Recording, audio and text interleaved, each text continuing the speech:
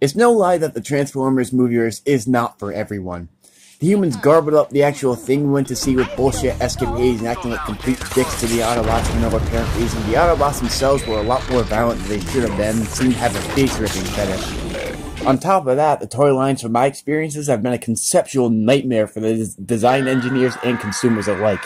And there were some scenes in the godforsaken movie that just don't even need any form of acknowledgement.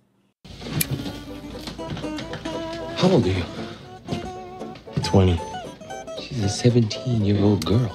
So we can work this two ways. One, I punch you right in the mouth and you call the police on me. Dad. Or two, I just call the cops on you because this is illegal. She's a minor. Protected by the Romeo and Juliet laws.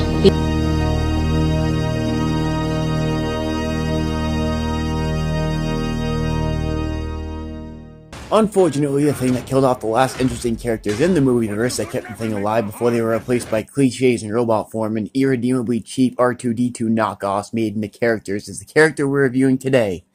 This is Studio Series 61 Sentinel Prime. Sentinel Prime is the 61st figure of the Studio Series line as part of the most recent wave of Studio Series figures. Don't ask which wave this is, I gave so little of a shit that it went into the void after SS-01 Clunker Bumblebee, who I yeeted into a wall after my Ultra Magnus review.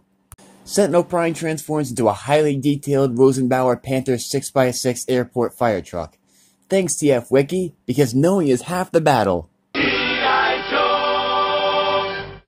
The whole reason I even bother with anything from Studio Series to begin with is the fact my Walmart seed stock is a raging garbage fire and they've been shelf warming Cogmans like no tomorrow, but I found this time they actually had some decent Studio Series figures in stock. Given the fact we're in a pandemic, I didn't want to take this for granted, took a look at this figure and said, it looks okay. I got it home and holy shit! The amount of attention to every little thing humanly possible on this figure is absolutely mythic. The red color scheme is absolute eye candy. The white isn't that puke off-white color from 8-Face. Speaking of which, here's 8-Face with a top hat. The mirrors on the side of this thing are a highly unnecessary detail that can extend out, just like in the movie. Good God, this is perfect. The industrial hardcore dark gray plastic really takes home the serious collector for adults, mom, vibe to the next level.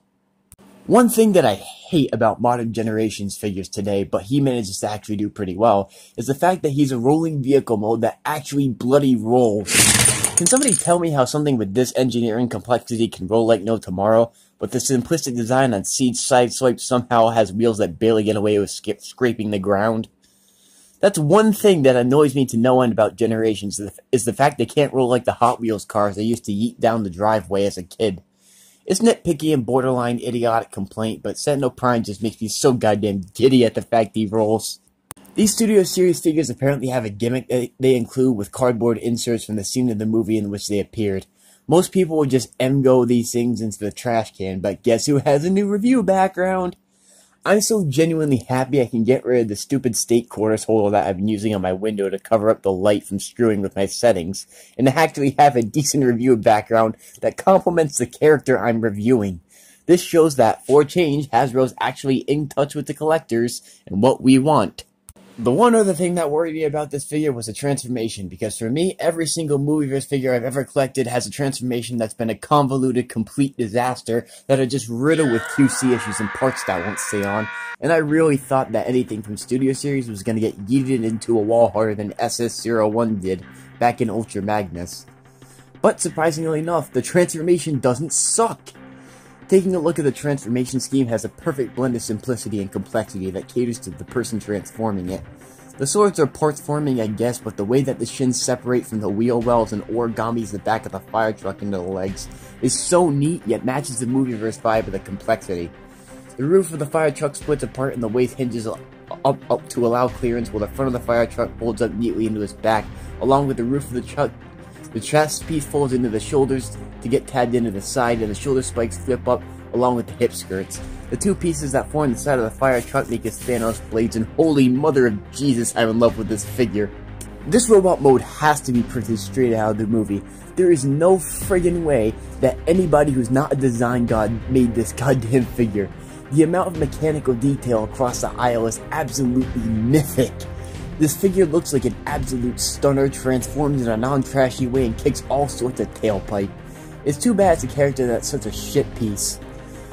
Anyways, onto Articulation. There's barely any head movement, but there is full shoulder movement, along with a bicep rotation, his wrists rotate, and so does his waist. They have also managed to rotate, but they don't really have a full range of motion thanks to the wheel wells. He has thigh and knee rotation, but no ankle tilt. His posability is fine, and my complaint is the fact that his head's too closely installed into the neck kibble, and it really limits the head movement. This is one of the few times where the family-friendly plastic that they used for the roll bars on RTS Wreck-Gar would have actually come in handy for the facial hair. But ultimately speaking, the posability is fairly decent otherwise. The joints are insanely well balanced too, so the figure actually can hold the poses really well. I really didn't think that was going to happen because most of the movie figures are some kind of bullshit back heavy. Altogether, Sentinel Prime is an irredeemable, terrible asshole of a character, not because of his plan in the movie or even killing Ironhide, but being an entirely predictable twist villain dude machina in the movieverse that forced a pissed off Megatron who literally came back from the dead with the Decepticons and tried to revive them to take a backseat to some random ass guy we never even heard of as kids. And managed to contort the continuity up even more than what it already was from some convoluted moon mission. But my god, if there's one design I'm a fan of, this would be the one. It is hardcore and screams Ancient Knight of Cybertron. He looks like such a boss, so it's too bad that he's such a little garbage fire as a character. But this figure manages to catch his design borderline flawlessly. If you're a fan of the movieverse, this figure is an absolute must-own. It's simply amazing and really got me into Studio Series as a whole for two reasons. One, because no other person doing stop motion really focuses on movieverse figures in the review format, and two, the intricacies of the designs add a whole new level of engineering and, dare I say, fun into the transformations.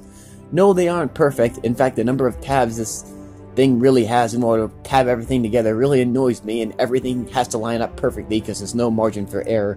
But if you're into collecting figures that you had to put passion and effort into transforming, this one is definitely made for you.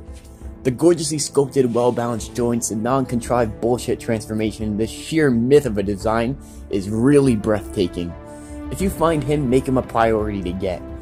This has been the Stop Motion Reviewer, finally doing a modern movieverse review, aside from 2009 canon ROTF Bumblebee. Transform and roll out, you magnificent bastards.